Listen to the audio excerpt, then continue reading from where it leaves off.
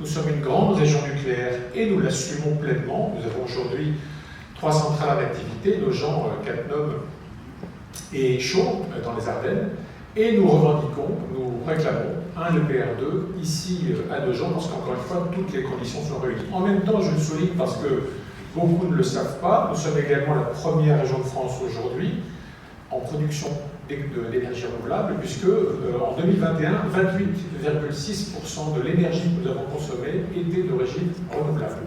C'est-à-dire qu'on peut parfaitement, sur un territoire comme le nôtre, allier la puissance nucléaire et le développement des énergies renouvelables. Ce qui compte, c'est que les atouts pour la candidature de Nogent à un EPR2 soient valorisés. Quels sont ces atouts? La réserve foncière, le niveau d'eau obtenu justement par l'établissement public des Grands Lacs sous la présidence de Patrick Ollier qui offre des garanties, et puis évidemment la nécessité pour une grande région comme le Grand Est et l'Île-de-France d'avoir accès à une source d'énergie qui soit non polluante, de qualité et fiable. Et lorsque sur la centrale nucléaire vous avez les 2 présidents de région, moi-même plus modestement et tous les acteurs locaux et les représentants de l'État qui disent on a tous les atouts pour avoir un EPR2 ici, derrière il faut voir ce que ça veut dire. Derrière c'est 10 000 emplois, le temps de la construction c'est 3 000 emplois en permanence. Et ça sur les 30-40 années qui viennent. C'est pas tellement pour nous qu'on travaille aujourd'hui. Ce serment de Nogent, il n'est pas pour les contemporains de cette période, il est pour les générations qui suivent et qui bénéficieront d'un territoire pour lequel les uns et les autres à leur période ont apporté leur contribution, tout comme nos prédécesseurs l'avaient fait pour que cette centrale de Nogent puisse s'installer ici. On peut raccourcir les délais.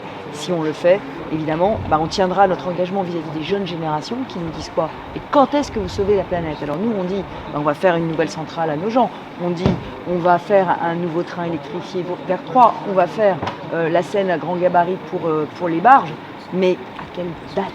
À quelle date? Et c'est toujours ce que nous demandent nos administrés. Ils nous disent, mais ce sera quand? Première chose, c'est que quand le Grand Est et l'Île-de-France sont main dans la main, rien ne nous résiste. Et la deuxième chose, moi je suis très reconnaissante à la région Grand Est, parce qu'elle a été toujours à mes côtés pour notamment cette question de l'électrification de la ligne, côté Île-de-France. Et la troisième raison pour laquelle je suis à Nogent, c'est parce que l'Île-de-France importe 87% de son électricité de l'extérieur. Et nous n'aurons jamais de centrale nucléaire en Île-de-France. Donc nous avons besoin qu'il y ait des vraies capacités d'énergie qui se développent à nos portes. Et Michel Barouin, le père de François Barouin, a été visionnaire en inscrivant dans le destin de Nogent une centrale.